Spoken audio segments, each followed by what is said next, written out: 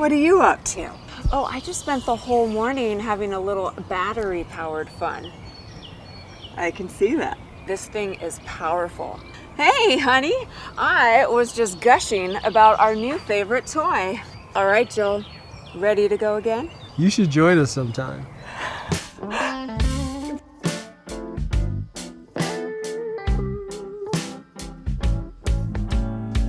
I've got to get me one of those. Welcome back to the Speed Sport Podcast Studios. You're listening to Fast Car to NASCAR with Mike Wallace. My name is Jeff Kent. On the line with us, renowned race engine builder Doug Yates. And once again, here's Mike Wallace. Well, Doug, we're picking up where you graduated from college. You went to college thinking you didn't know if you wanted to go racing, go to Ford Motor Company, something like that. And right before you graduated, you got a call from Mom, and she says her and Dad bought a race team. Recruited by Mom. Yeah, Dad bought the race team and recruited by Mom, and you come back home and went to work right away. So picking up from there, that's exciting. You didn't even get time to go to the beach the way it sounds. No, we went, that when I graduated, I know that my dad's friend, David Gray, and my mom and dad threw a graduation party on Friday night, and then, like I said, started work on Monday morning, which I couldn't wait. I was so excited. I mean, my dad's my hero. I wanted to be just like him, and whatever he did, I wanted to make sure he was proud of me and my efforts. So we went to work and started working on our team. And at the time when I started, just to put it in perspective, I think we owned maybe 6 race cars. We had a shop off of 85 there, off of 12th Street, off of Roswell Ferry Road. Very humble beginnings. We owned 3 engines, and that was it, and it was probably a dozen people working there. So that was 1990. The very first assignment they gave me is they said, "Hey, kid," they weren't sure what to do with me, So they said, "All right, work on Daytona, work on restrictor plate engines." And back then, nobody put a lot of effort into their plate program. So I said, "Okay, that sounds good." And it was May, and I said, "All right, well, the goal is to go win Daytona," and what we all love to do. And so I started working on restrictor plate engines. They gave me a business card of this guy that owns Competition Cams. This guy name is Scooter Brothers. He's a mentor of mine and became a great friend over the years. So I called him up, and we started working on camshafts. And lo and behold, we went to Daytona in 1991 and set on the pole for the Daytona 500. I was like, wow. That's amazing. I love this. I'm really into this now. Right? I'm pretty good at this stuff, aren't I?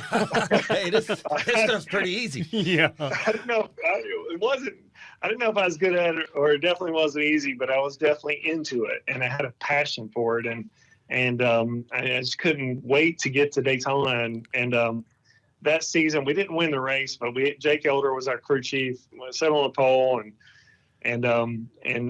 Jake was a cool guy. But we were going places, and my dad had his eye on Larry McReynolds, and Larry Mack and my dad worked a deal, and Larry came to work for us pretty early on in that season, and we started winning races. And it was Larry really made it click. I mean, he was like the one missing piece for us, and I think we won 5 races that year, and we're on our way, and we went to the 1992 Daytona 500, and we won that race, and that was like the start of my real passion for Daytona.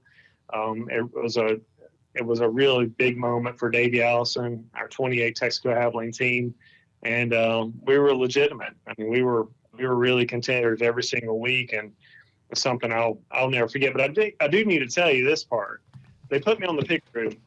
I said, "Okay, this is cool," and they wanted me to be the signboard guy. Well, back then, the signboard guy used to go out on pit road, if you remember, Mike. Yeah. Scrape the grill, do things like that. Yeah. Oh, yeah. But you didn't just hold a pole over the pit wall. You actually went out on pit road with the sign. Oh, yeah, standing out on pit road. Yeah, sir. Standing out on pit road. That's kind of dangerous, right? Very first race, 1992 Daytona 500. Here comes Davey, and I knew he wasn't going to stop. So hits me over the wall, and I'm laying on the ground thinking to myself, my mom and dad own a team. I went to 5 years, have a college degree, and they give me the signboard job. clearly I was not that valuable to this whole organization, but it was one of those things was like, wow, this is cool. And, got a chance to along with building the engines, to be on the pit crews and carry tires and change tires and stuff like that. But back then, the pit crews weren't the professional athletes that they are today. So NASCAR has come a long ways from then. But it was fantastic. My dad would build the bottom ends of the engines. He would put the crank rods and pistons in them, and I would take them from there and build them up and dyno tests and got to be really hands on. And it was a great start to looking back 30 some years ago now. It's fantastic. You guys, I mean, there's no doubt that there was a time there where the Yates engine, they were called the Yates Rockets. Remember that? And you guys set the standard for horsepower, for speed in NASCAR. What was it that was able to put you over the top like that without divulging too many industry secrets? No, it was, Jeff, it was so much fun. I mean, we worked.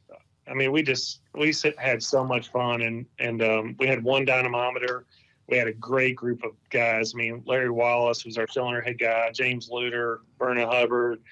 I mean, boy, those are some famous names right there. Oh. I forgot all about Larry Wallace working for you guys, or with you, however you want to say it. Yeah. Yeah, so we came up with a cylinder head in 1991 that was 50 horsepower better than any engine in the entire field. 50. And that's a lot. 50. Oh my gosh, that's half a football field. So today, if you have a 5 horsepower advantage, you're in good shape. But it was the heads and manifold and piston combination and the camshaft that went along with it was revolutionary. And so much so that the other Ford teams in NASCAR didn't like it. They were like, why do all these Ford cylinder heads look different than Robert's head?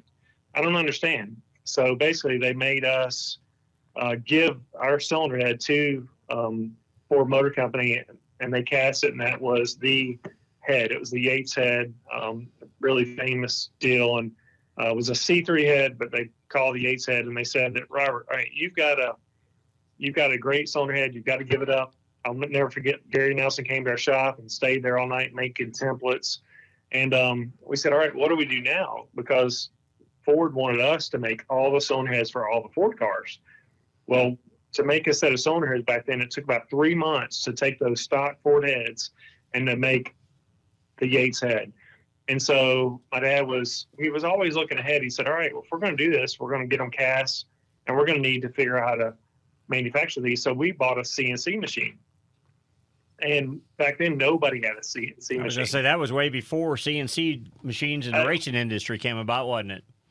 Absolutely. We had a guy, Brett Conway. He had a place in Lynchburg, Virginia, and he was going to manufacture the cylinder heads for us. I'll never forget James Luter, who was one of the best machinists the sport's ever been. He's been gone for a while now, but he looked at my dad and said, boy, that thing right there is going to put you out of business. And the reason why I'm giving you so much context about this is because today we have about 75 CNC machines making all kinds of parts. But back then it was unheard of, and it was a really big advantage. So we started making the cylinder heads for all the Ford cars. And Lynn Wood loves to tell the story. The first time they got their cylinder heads, the very first pull, it was like 40 horsepower better than what they had been running. And he called down to Bud Moore's shop and talked to Greg Moore. He says, what'd you get? Because they had a set of heads. Also, he's like, I think it's like 45 better. Like, you got to be kidding me. And because we would tell him, he said, we make 700 horsepower. And back when I started, we were making 650. Got all this stuff worked out, made 700. And he said, there ain't no way you guys have 700 horsepower. I said, well, you just wait. They bolted those heads on. They said, oh, my gosh, you guys weren't kidding. Like, no. And, we were winning races, and we had Larry Mack as the crew chief. Davey Allison was our driver. And, man, we were really getting it done. But the very first race the Wood Brothers ran those heads was at Watkins Glen. The second race was Michigan. And Dale Jarrett beat Davey Allison. He beat us, our car. So 21 beat the 28 at Michigan. with those cylinder heads. Larry Mack was so mad at my dad. he was so pissed. Had to give away the secret, right? Yes, he is. There's lots of phrases that he used, but it was basically we didn't have a choice. But that was kind of where it started, and that's the way our relationship with Ford Motor Company and all the engine development and design work that they've done since then has been with us. And I want to thank the Ford guys, Edsel Ford, Bill Ford, Jim Farley, for giving us that opportunity. But they kind of put us on the map and started us rolling, and won a lot of races with that advantage. Doug, I want to step back our conversation a little bit because I'm so intrigued by how you said it, how you guys worked at the shop. How did you come? I mean, I think the best way is, how did you come up with a cylinder head that made 50 horsepower more than anybody else? I mean, was it your ingenuity? I mean, you're a young kid, went to college, got a new mindset, or was there a group of people with a mindset? That just doesn't happen every day. It's not like it just pops out. What took your organization, your dad's organization, Robert Yates Racing, and like your light years ahead of everybody else? Well, what allowed that to happen? Yeah, a lot of ingenuity. I mean, Larry Wallace, my dad, worked together through the years and had a lot of success together. And basically, this cylinder head had, the push rod was right in the middle of the port, so moved the push rod over. We had to have a new rocker arm built for that. We straightened the valves up, which made a better combustion chamber, which, we changed the piston design to match that. Luter made the pistons, and just continued to work, many iterations, many all-nighters. And when we finally hit on it, it was probably Friday night at 7:00, and on the dyno, and the thing went over, made a record number. But it was just a combination of really taking that Ford head and improving the airflow and improving the combustion.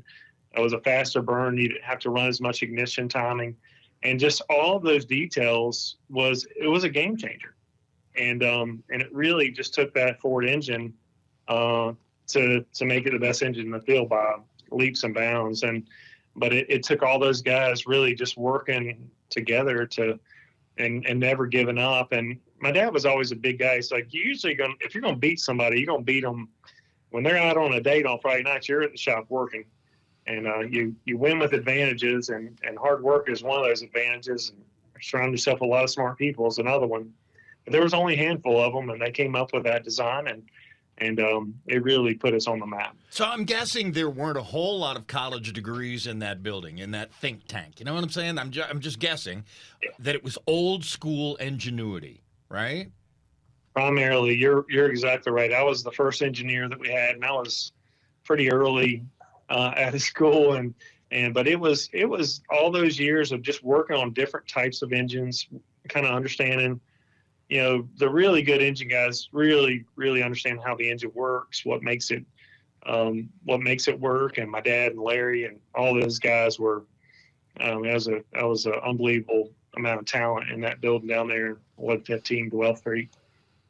When I first moved down here from St. Louis, Missouri, and I got to know of Robert Yates and met you early on, and just really didn't know much about it. But the one thing that was always spread throughout the garage area in the community is you're not going to outwork Robert Yates.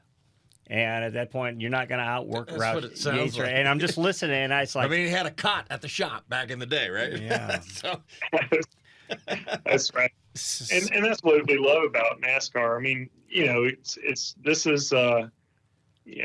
this was our competition. This is what we love to do, is to show up. When you walk in that garage, you want to feel like you got the best stuff out there, and you worked hard for it. And that's what we did for many years, and still doing today with our group of people here at Roush Yates and Ford Performance. So it's we love NASCAR. I mean, the France family is, for 75 years, they've given us an opportunity to go race, line up, and see what we have. And that was good times back in the early 90s and mid 90s. And ultimately we ended up winning the championship with Dale Jarrett in 1999.